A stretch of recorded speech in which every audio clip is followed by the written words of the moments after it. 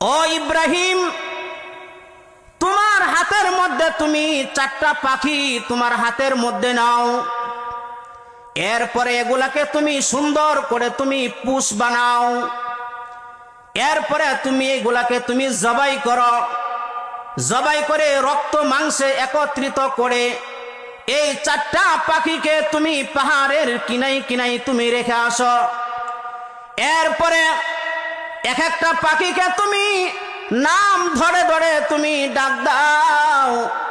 দেখো তোমার হাতের মুঠের মধ্যে চলে আসবে। বলেন না আল্লাহু আকবার।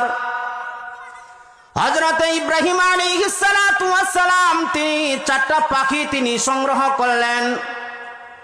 1 নম্বরে নিলেন একটি ময়ূর পাখি, 2 নম্বরে নিলেন একটি কাক, 3 নম্বরে নিলেন একটি মোরগ, 4 নম্বরে নিলেন একটি কবুতর। এই 4টা পাখিকে তিনি সুন্দর করে একত্রিত করলেন, করে তিনি জবাই করলেন। এরপরে কল্লাগুলো উনার কাছে রেখে দিলেন, আর বাকিগুলোকে রক্ত মাংস একত্রিত করে তিনি পাহাড়ের কিনাই কিনাই তিনি রেখে আসলেন। এরপরে তিনি ডাক দিলেন, ও ময়ূর পাখি, তুমি আমার হাতের মুঠের মধ্যে চলে আসো। বলেন না আল্লাহু আকবার। ওই ময়ূর পাখি সঙ্গে সঙ্গে মাথাগুলো রক্তে মাংসে একত্রিত হয়ে ওই হযরতে ইব্রাহিম আলাইহিস সালাতু ওয়াস সালামের হাতের মুঠের মধ্যে চলে এসেছে। এভাবে প্রত্যেকটি পাখিগুলো হাতের মুঠে এভাবে চলে এসেছে। এই আয়াতের ব্যাখ্যাতে তিনি এটাই বুঝাইতে চাইলেন, ও কাফের মুশরিক, তোমরা শুনে রাখো, তোমরা জেনে রাখো, কারণ যে আল্লাহ আমাকে সৃষ্টি করেছে ওই আল্লাহ আমাকে ওইভাবে আবারও সৃষ্টি করবেন। কথা বলেন ঠিক না?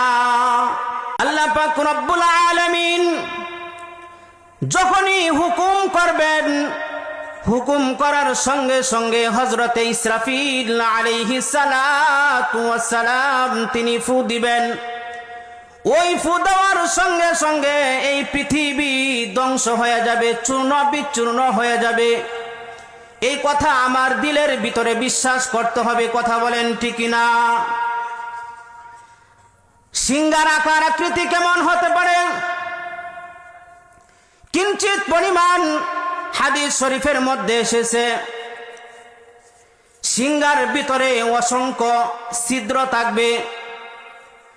এই ছিদ্রের ভিতরে এই পৃথিবীতে আল্লাহ তাআলা যত জিন ইনসান, যত আশরাফুল মাখলুকাত সৃষ্টি করেছেন, প্রত্যেকটির রূহ প্রাণ ওই ছিদ্রের ভিতরে প্রবেশ করবে। আল্লাহ পাক রব্বুল আলামিনের হুকুম যখনই আসবেন, ওই ফু যখন দেওয়া হবে, ফু দেওয়ার সঙ্গে সঙ্গে প্রত্যেকটি রূহ বেহুশ হয়ে জমিনের মধ্যে পড়ে যাবে। এত শক্তিশালী, এত বিকট আওয়াজে এমন ফু আসবে কোনো মানুষ চিন্তাও করতে পারবে না। সম্মানিত প্রিয় হাজিরিন, ফুটা কেমন হতে পারে? কুরআনুল হাকিমের মধ্যে আল্লাহ পাক রব্বুল আলামিন আরেক আয়াতের মধ্যে বলেন, وَنُفِخَ فِي الصُّورِ فَصَعِقَ مَنْ فِي السَّمَاوَاتِ وَمَنْ فِي الْأَرْضِ। প্রথম যখনই ফু দিবেন, ফু দেওয়ার সঙ্গে সঙ্গে প্রত্যেকটি প্রাণী জমিনের মধ্যে বেহুশ হয়ে পড়ে থাকবে। দ্বিতীয় নম্বরে যখন ফু দেওয়া হবে, প্রত্যেকটি মানুষ মারা যাবে। যত জিন ইনসান রয়েছে প্রত্যেকটি মারা যাবে। তৃতীয় নম্বরে যখন আবার ফু দেওয়া হবে, তৃতীয় নম্বর ফু দেওয়ার সঙ্গে সঙ্গে এই পৃথিবীটা একটি কিয়ামতের মাঠ কায়েম হয়ে প্রত্যেকটি মানুষ জীবিত হয়ে আবারও উঠবেন। বলেন না সুবহানাল্লাহ। সম্মানিত প্রিয় হাজিরিন, এই আওয়াজটা এত কঠিন হবে, এত কঠিন হবে, কোনো মানুষ কোনো সময় চিন্তাও করতে পারবে না। আমাদের মাথার উপর দিয়ে যখন কোনো প্লেন চলে, ওই প্লেন চলার সঙ্গে সঙ্গে পাশে যখন কোনো নতুন ঘর বাড়ি থাকে, কোনো কাছের জানালা থাকে, ওই কাঁচের জানালাগুলো টাস টাস করে পর্যন্ত ফেটে যায়। শুধু তাই নয়, আমার পাশ দিয়ে যখন কোনো ট্রেন গাড়ি চলে, ওই ট্রেন গাড়ি চলার সঙ্গে সঙ্গে যারা অসুস্থ, হার্ট দুর্বল থাকে, ওই হার্ট অসুস্থওয়ালা ব্যক্তিরা ওই ট্রেনের বিকট আওয়াজটা পর্যন্ত সহ্য করতে পারে না। এবার আপনি একটু চিন্তা করেন, আল্লাহ পাক রব্বুল আলামিন যখন হুকুম করবেন হযরত ইসরাফিল আলাইহিস সালাতু ওয়াস সালামকে, ওই সিঙ্গার ফুটা কেমন হতে পারে আপনার দিলটাকে একবার একটু প্রশ্ন করে দেখেন, কত বিকট আওয়াজ হতে পারে। সম্মানিত প্রিয় হাজিরিন, আমাদের মুখ দিয়ে সাধারণভাবে দুই রকম বাতাস বের হয়। একটা বাতাস বের হয় আপনি যখন কোনো দোকানের মধ্যে চা খেতে যান, ওই চাটা প্রথম অবস্থায় থাকে গরম, কথা বলেন ঠিক না? ওই গরমটাকে ঠান্ডা করার জন্য আমরা মুখ দিয়ে ফু দেই, কথা বলেন ঠিক না? আর যখন শীতের মৌসুম আসে, ওই শীতকালে আমার গরমের প্রয়োজন হয়, ওই গরমের মধ্যে আমার কি করতে হয়, ঠান্ডার মধ্যে আমার গরমের প্রয়োজন হয়। যখন আমি খেতা কম্বল মুড়ি দিয়ে যখন আমি শুয়ে পড়ি, তখন ওই ভিতরে আমার মুখ থেকে ভিতর থেকে যে নিঃশ্বাস যেটা বের হয়, ওই বের হওয়ার সময় তখন গরম বাতাস বের হয়, কথা বলেন ঠিক না? এখন আপনি চিন্তা করেন, আল্লাহ তাআলার হুকুমের যেই ফুটা যখন আসবে, ওই ফুটা কত বিকট আওয়াজ হতে পারে, কত শক্তি হতে পারে। এটা হচ্ছে একটি মানুষের একটি বানানো গল্প। আপনি নিজেকে চিন্তা করে দেখেন, আমার যখন দুনিয়া যখন কিয়ামত হবে, কত বিকট আওয়াজ হতে পারে, কত বিকট আওয়াজ হতে পারে। আমার নিজেকে নিজে নিয়ে প্রশ্ন করতে হবে, ওই দিনের জন্য আমার অপেক্ষা করতে হবে। যারা কাফের মুশরিক ইহুদি নাসারা রয়েছে, তাদের দিলের মধ্যে প্রত্যেকটি মুহূর্তে একটা প্রশ্ন জাগে, আল্লাহ তাআলা এত সুন্দর করে দুনিয়া সৃষ্টি করেছে, আবার কিয়ামত করবে, এটা কিভাবে সম্ভব? কিয়ামত করে আবারও মানুষ আবারও জীবিত হবে, এটা তো আমাদের বুঝে আসে না। এই জন্য আল্লাহ তাআলার প্রিয় মুমিন বান্দা যারা রয়েছে, ওই মুমিন বান্দারা তারা প্রত্যেকটা সময়, প্রত্যেকটা মুহূর্তে তাদের দিলের মধ্যে এমন ধরনের কোনো প্রশ্ন তাদের দিলের মধ্যে আসে না। তারা চিন্তা করে, আল্লাহ তাআলার কোরআন ও হাদিস আমার বিশ্বাস করতে হলো, আমার মানতে হবে। যদি আমার দিলের ভিতরে বিশ্বাস না আসে, তারপরও আমার মানতে হবে, কথা বলেন ঠিক না? কাফের মুশরিক ইহুদি নাসারা রয়েছে, তাদের দিলের মধ্যে এমন প্রশ্ন সব সময় জাগতে থাকে। তাদের জন্য আল্লাহ তাআলা কুরআনুল হাকিমের মধ্যে এক আয়াতের মধ্যে বলেন, আইযা মিতনা ওয়া কুননা তুরাবান ওয়া ইযামান আইন্না লামাবউসুন। কাফেররা তারা সন্দেহ করে, মানুষ মারা যাবে আবারও কিভাবে জীবিত হবে, এটা কিভাবে সম্ভব? এটা তো আমাদের বুঝে আসে না। পরের আয়াতের মধ্যে আল্লাহ তাআলা বলেন, কুলিল্লাযী ফাতারাকুম আউওয়ালা মাররা। হে পয়গম্বর, আপনি দুনিয়ার মানুষদেরকে আপনি জানিয়ে দেন যে আল্লাহ প্রথমবার সৃষ্টি করেছেন। প্রথমবার কোনো আকার আকৃতি ছিল না, কথা বলেন ঠিক না? দ্বিতীয়বার যখন সৃষ্টি করবেন, দ্বিতীয়বার তার জন্য তো আরো সহজ হয়ে যাবে। কাফের মুশরিক তারা প্রত্যেকটা মুহূর্তে তাদের দিলের ভিতরে এমন প্রশ্ন জাগে, কিভাবে আল্লাহ তাআলা সৃষ্টি করবে। এই জন্য একদিন হযরতে ইব্রাহিম আলাইহিস সালাতু ওয়াস সালাম তিনি আল্লাহ তাআলার কাছে তিনি একটি আবেদন করলেন, ও আল্লাহ, আমি একটু জানতে চাই, আমি একটু দেখতে চাই, মানুষ মারা যাবে আবারও কিভাবে জীবিত হবে আমি একটু নিজের চোখে স্বচোখে দেখতে চাই। আল্লাহ পাক রব্বুল আলামিন পরের আয়াতের মধ্যে বলেন, ফাখুয আরবাআতাম মিনাত তায়রি ফাসুরহুন্না ইলাইকা সুম্মা জাআল আলা কুল্লি জাবালিন মিনহুন্না জুজআন সুম্মা দুহুন্না ইয়াতিনাকা সায়া। ও ইব্রাহিম, তোমার হাতের মধ্যে তুমি 4টা পাখি তোমার হাতের মধ্যে নাও, এরপরে এগুলাকে তুমি সুন্দর করে তুমি পুষ বানাও, এরপরে তুমি এগুলাকে তুমি জবাই করো, জবাই করে রক্ত মাংসে একত্রিত করে এই 4টা পাখিকে তুমি পাহাড়ের কিনাই কিনাই তুমি রেখে আসো। এরপরে এক একটা পাখিকে তুমি নাম ধরে ধরে তুমি ডাক দাও, দেখো তোমার হাতের মুঠের মধ্যে চলে আসবে। বলেন না আল্লাহু আকবার। হযরত ইব্রাহিম আলাইহিস সালাতু ওয়াস সালাম তিনি 4টা পাখি তিনি সংগ্রহ করলেন। 1 নম্বরে নিলেন একটি ময়ূর পাখি, 2 নম্বরে নিলেন একটি কাক, 3 নম্বরে নিলেন একটি মোরগ, 4 নম্বরে নিলেন একটি কবুতর। এই 4টা পাখিকে তিনি সুন্দর করে একত্রিত করলেন, করে তিনি জবাই করলেন। এরপরে কল্লাগুলো উনার কাছে রেখে দিলেন, আর বাকিগুলোকে রক্ত মাংস একত্রিত করে তিনি পাহাড়ের কিনাই কিনাই তিনি রেখে আসলেন। এরপরে তিনি ডাক দিলেন, ও ময়ূর পাখি, তুমি আমার হাতের মুঠের মধ্যে চলে আসো। বলেন না আল্লাহু আকবার। ওই ময়ূর পাখি সঙ্গে সঙ্গে মাথাগুলো রক্তে মাংসে একত্রিত হয়ে ওই হযরতে ইব্রাহিম আলাইহিস সালাতু ওয়াস সালামের হাতের মুঠের মধ্যে চলে এসেছে। এভাবে প্রত্যেকটি পাখিগুলো হাতের মুঠে এভাবে চলে এসেছে।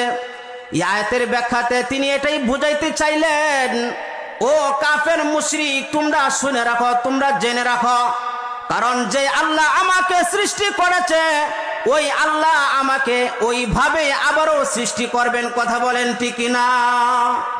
কোনো সন্দেহ আছে? কোনো সন্দেহ নাই। যে আল্লাহ আমাকে এত সুন্দর করে এত মায়া করে আমাকে সৃষ্টি করেছে, এই আল্লাহ আমাকে মৃত্যুবরণ করাবেন। আবারও এই মাঠ, এই পৃথিবীটা একটি কিয়ামতের মাঠ হবে, এই মাঠের মধ্যে আমার বিচার হবে। ওই দিনের জন্য আমাদের প্রস্তুতি গ্রহণ করতে হবে। সম্মানিত প্রিয় হাজিরিন, কিয়ামতের মাঠ কত ভয়ঙ্কর হবে, কত ভয়ঙ্কর হবে।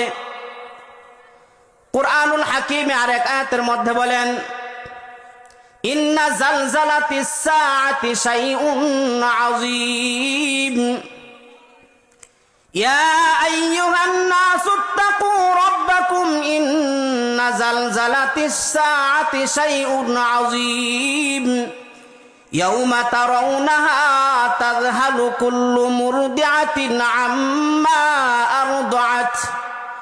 أرضعت وتضع كل ذات حمل حملها وترى الناس سكارى وما هم بسكارى ولكن عذاب الله شديد।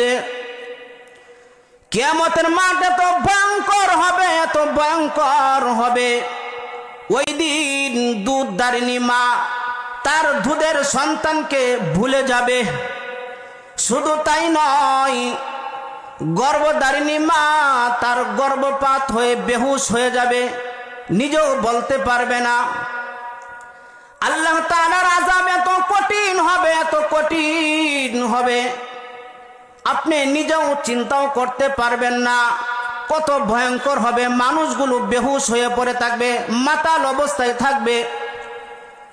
হাদিস শরীফের মধ্যে এসেছে, ইন্নাকুম মাহশুরুনা ইয়াউমাল কিয়ামাতি হুফাতান উরাতান গুরলা। আপনার আমার পয়গম্বর বলেন, কিয়ামতের মাঠের মধ্যে প্রত্যেকটি মানুষ উলঙ্গ অবস্থায় খাতনাহীন তারা মাঠের মধ্যে তারা সারিবদ্ধভাবে দাঁড়িয়ে থাকবে। হযরত আম্মা জান আয়েশা রাদিয়াল্লাহু তাআলা আনহা তিনি প্রশ্ন করিলেন, ইয়া রাসূলুল্লাহ, মানুষ এইভাবে উলঙ্গ অবস্থায় সারিবদ্ধভাবে দাঁড়িয়ে থাকবে, আমাদের কি কোনো লজ্জা হবে না? আমাদের কি কোনো শরম হবে না? আমাদের কি কোনো শরম হবে না? আপনার আমার পয়গম্বরকে তিনি প্রশ্ন করিলেন। পরের নম্বর হাদিসের মধ্যে এসেছে, আল আমরু আসাদ্দু মিন আইয়ানজুরা বা'দুহুম ইলা বা'দ। ও আয়েশা, তুমি শুনে রাখো, কিয়ামতের এত কঠিন মুহূর্তে প্রত্যেকটি মানুষ নিজেকে নিজে নিয়ে ব্যস্ত থাকবে আর হাহাকার হয়ে যাবে, ইয়া নফসির পড়তে থাকবে। এমন কঠিন ভয়ানক অবস্থা হবে, নিজেকে নিজে নিয়ে ব্যস্ত থাকবে, কেউ কাহার দিকে সময়ও পাবে না, তাকানো সময় পাবে না, অনেক ব্যস্ত হয়ে যাবে নিজেকে নিয়ে। এত কঠিন ভয়ানক অবস্থা হবে। আবু দাউদ শরীফের হাদিস শরীফের মধ্যে এসেছে, হযরতে আম্মা জান আয়েশা রাদিয়াল্লাহু তাআলা আনহা তিনি জিজ্ঞাসা করিলেন, ইয়া রাসূলুল্লাহ, এই কঠিন মুহূর্তে আপনি কি আপনার নিজের পরিবারকেও কি আপনি ভুলে যাবেন? এই প্রশ্ন কে করিলেন? হযরতে আয়েশা রাদিয়াল্লাহু তাআলা আনহা তিনি আপনার আমার পয়গম্বরকে তিনি জিজ্ঞাসা করিলেন,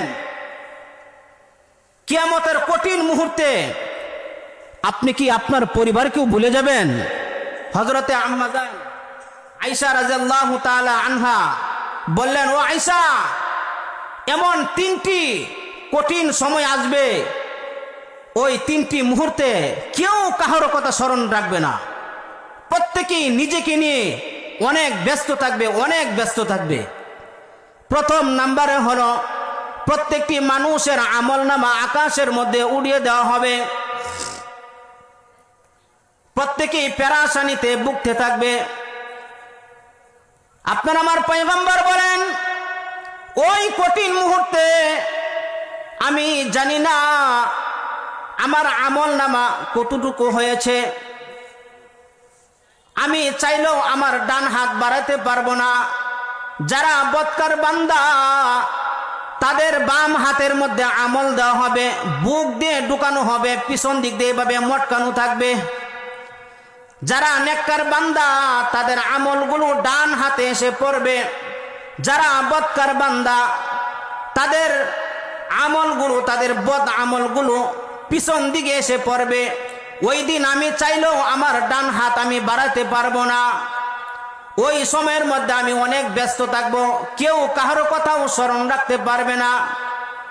2 নম্বরে হচ্ছে, আমার যখন দাড়ি পাল্লার মধ্যে যখন আমলগুলো যখন উঠানো হবে, না জানি আমার নেক আমলগুলো বাড়ি হয় নাকি বদ আমলগুলো বাড়ি হয়, ওই সময় আমি অনেক ব্যস্ত থাকবো। 3 নম্বরে হচ্ছে, ফুলসিরাতের ফুল যখন আমি পার হব, ওই ফুলসিরাতের ফুল পার হওয়ার সময় ওই ফুলসিরাতের ফুলটাকে জাহান্নামের আগুন দিয়ে ঘেরাও করাও থাকবে। ওই সময়ের মধ্যে আমি চাইলেও আমার পরিবারকে আমি স্মরণ করতে পারবো না। এবার আপনি চিন্তা করেন, আপনি কতটুকু আমল করেছেন, ওই আমল দিয়ে আপনি কি পরকালের জিন্দেগি পার হতে পারবেন কিনা? সম্মানিত প্রিয় হাজিরিন, ওই কঠিন 3টি মুহূর্ত এত কঠিন হবে, কেউ চিন্তাও করতে পারবে না। এই জন্য প্রত্যেকটি মুহূর্তে আমি কি কাজ করতেছি, ওই সময়ের মধ্যে আমার চিন্তা করতে হবে। আজকে আমাদের দেশ এমন এক পরিস্থিতি হয়েছে, যেই দেশের মধ্যে ঈমান নিয়ে চলতেও কঠিন হয়ে গিয়েছে। কথা বলেন ঠিক না? আজকে আমরা দেখতে পাই বাংলাদেশ 95% একটি মুসলিম রাষ্ট্র, ওই রাষ্ট্রের মধ্যে কিভাবে কোরআন নিয়ে অবমাননা করা হয়। আপনারা দেখতে পাচ্ছেন, গত কয়েকদিন আগে বাউল নামে এক ভণ্ড এক শিল্পী আমার আল্লাহকে নিয়ে কটূক্তি করেছে। কথা বলেন ঠিক কিনা? আমরা বাংলাদেশের সরকার মহোদয়কে স্পষ্ট ভাষায় আমরা বলে দিতে চাই, বাংলাদেশ 95% একটি মুসলিম রাষ্ট্র। এই রাষ্ট্রে সংসদ ভবনে আপনি ইসলামের আইন চালু করুন, কথা বলেন ঠিক না? যেই কুলাঙ্গার, যেই নাস্তিক, যেই ইহুদি নাসারা আমার রাসূলকে নিয়ে কটূক্তি করবে, আমার কোরআনকে নিয়ে কটূক্তি করবে, আমার আল্লাহকে নিয়ে কটূক্তি করবে, ওর সর্বোচ্চ শাস্তি ফাঁসি দিতে হবে, কথা বলেন ঠিক কিনা? সম্মানিত প্রিয় হাজিরিন, বর্তমান সময়ে আমাদের ঈমান নিয়ে বাঁচতে বড় কঠিন হয়ে গিয়েছে। এই জন্য প্রত্যেকটি মুহূর্তে আমরা মুসলিম হিসেবে আমাদের সোচ্চার থাকতে হবে। আমার ঈমান নিয়ে যেন কোনো কুলাঙ্গার, কোনো নাস্তিক যেন কোনো চিনিবিনি না খেলতে পারে, কথা বলেন ঠিক কিনা? আল্লাহ পাক রব্বুল আলামিন যতটুকু কথা বলা হয়েছে আমাদের প্রত্যেককে আমাদের এই কথার উপর আমল করার তৌফিক দান করুন। সকলে বলি আমিন। ওয়া আখিরু দাওয়ানা আনিল হামদুলিল্লাহি রাব্বিল আলামিন।